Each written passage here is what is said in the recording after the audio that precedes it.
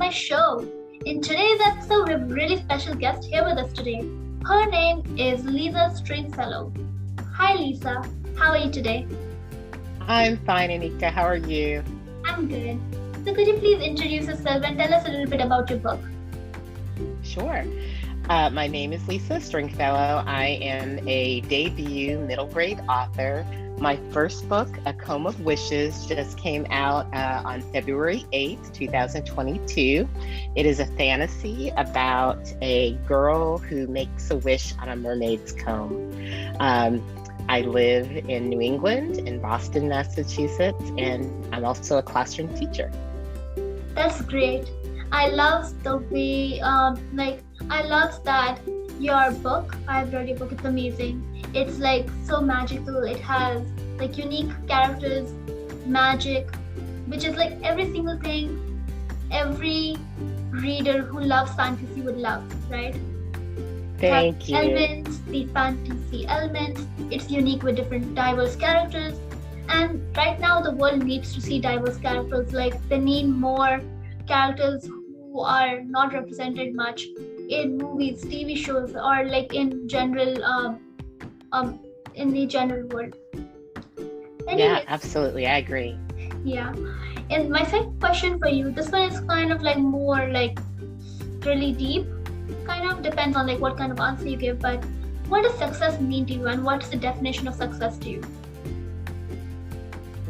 That is a deeper question. I think success is when you are able to make progress towards your own goals that you set. So I think success is going to be defined differently for every single person. For me, I feel like I am successful in my work and successful in my writing because some of the goals that I've been able to set for myself, I've either achieved or made progress, or I'm improving. I started writing my book, A Comb of Wishes, back in 2013, a very long time ago. And it took a long time to get it to be in a version of it that I was happy with, but then also a version that I thought readers would connect with, and that professionals in publishing, that I could send it to them, that they would be drawn to it. So, 9 years later, it's finally out in the world. And so I'm very proud of that. And that is a big success. And then I find, a lot of joy in my work as a teacher. And I've been a teacher for 28 years, so a really long time, all in middle grade. So 5th grade and 6th grade. And I feel like I'm still, learning things about how to be a better teacher. And so that feels like success too. That's a great answer. Success can come in many ways, right? It can be external success or internal success. Maybe, like, I'm not really sure how to explain internal success, but like they're all kinds of success basically. Yes, I agree with you. My next question for you is like, what really inspired your book idea? Like, was there like a point where like you were like, this seems really nice, I would love to add this to a book of mine and make it and like a novel or fantasy? So how did you come about it? The influences for the book came from many different places. So I would say the start would be that I had decided that I wanted to write a story with my students. There's a program that your listeners might be familiar with called NaNoWriMo, which is National Novel Writing Month, and it's every November. And I do that with my students every year. And so I had promised them that if they were going to work on novels, that I would write along with them. And so as I was thinking about what I wanted to write about, I thought about 2 books that I had recently read that I really enjoyed. One was The Tale of Emily Winsnap, which is a mermaid story by an author named Liz Kessler.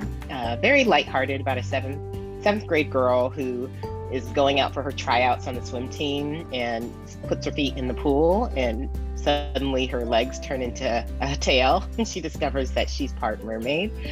And then the other book was a book called Coraline by Neil Gaiman. It was very different, very kind of scary and atmospheric. And so I thought I would love to write a mermaid story that combined those two elements, have a mermaid, but kind of be a little bit scary at times, and a little bit about a girl who maybe had to be brave. And then because my background, my family is from the West Indies. My dad was born in Barbados.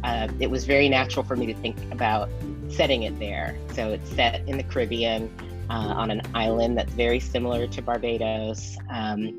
And I just knew that I wanted to write the kind of book that when I had been 12 years old, it would have been the kind of fantasy that I would have loved to see, that I didn't see when I was growing up, with characters that looked like me, and fantasy characters even that looked like me. So that was kind of where I started. That's a great way, like how your idea came from. First off, it came from your books which you read, which is amazing because you got inspired from books you read. So maybe had you not come across these books, maybe your book may have not been out there, or if you had not come across NaNoWriMo, that could have also not happened. So I guess everything happens for a reason. You found NaNoWriMo for a reason. You chose to write this book for a reason and read the books you read to get the ideas. I agree. I think a lot of things are connected, and you draw inspiration, from ideas from many places, and then even the people that you meet can inspire changes. I met an author once, a writer, in a class, and she was giving me feedback on my story, and one of the things that she said was my main character at that time was collecting seashells, and this writer happened to also be a marine biologist, and she mentioned to me how collecting seashells is not really great for the environment, because a lot of those things they help erosion, and they help animals find homes on the beach. And I never thought about that, and so I changed it to sea glass. And when I did that, I discovered that there was folklore related to mermaids about sea glass, that they're called mermaid's tears. So again, if I had never met that writer and she had not made that piece of feedback to me, that element of the book might not have ended up perfectly the way it is as it finally came out. So wow, that's new. Even I didn't know the seashell fact. So over here as well, you can see that I learned something new as well.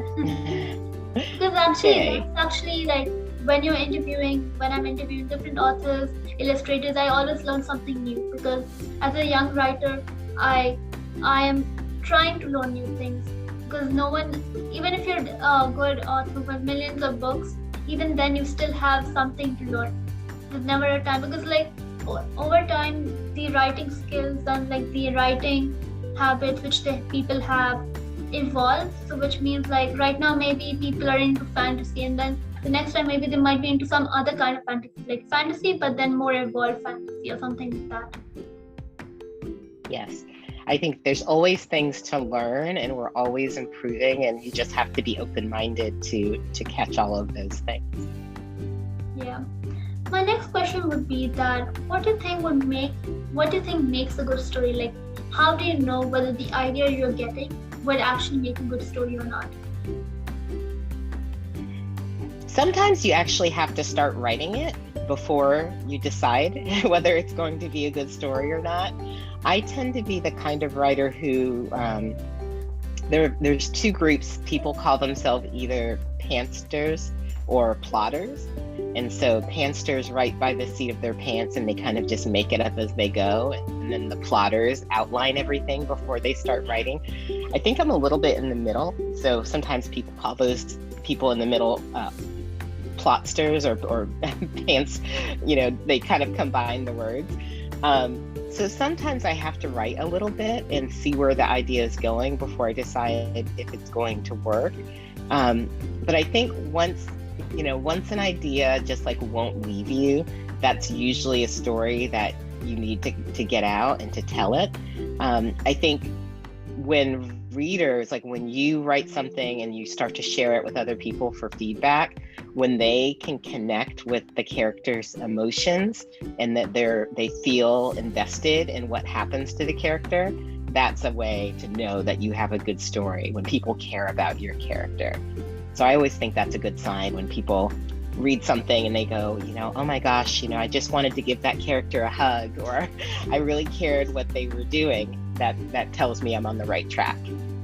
That's amazing. That's an amazing answer. I think like the main point of writing is not only to make you feel happy with what you write, but also make sure that what you're writing is getting readers connecting to your book or work of art. Because like according to me, and I think according to many authors, they believe that writing is also an art, maybe not like, and it's creative. So, and basically anything creative could possibly be an art. So like cooking, painting is obviously an art, but like doing something which is creative, like cooking can also be creative at times, or actually all the time, because like you're experimenting. Similar to what you do in writing, you experiment with like characters, putting in plot twists, doing all those things. Yeah, I think there's definitely that balance of skill and creativity. There's writer's craft that you can study and learn certain things, like, how to write dialogue that sounds natural and how to put more emotion into your work. But there's also the part that's just your own inspiration and your creativity and your fresh ideas. So it's definitely a blend of both things. Yeah. My first question, this is the one which is really fun to answer. This is my first time using this question for interviews. But anyways, this is the question. So what will you choose as a spirit animal and why? Oh, wow. So I love cats. I guess if I were going to pick an animal that I feel a connection to, I've always had cats growing up, and I love that their personalities are so independent, but they also, they love attention, but they can kind of turn off and on, like, pet me, and then, oh, leave me alone, I'm fine. And so I think that's an animal that I always love. I think I'll probably always have cats. That's a great one. My last and final one, this is really like kind of like the grand finale of like each interview, which is like, what would be your main advice for aspiring young writers and authors? I think for young writers in particular, because I work with a lot of them in my teaching, is just to not be afraid to write and just, be creative.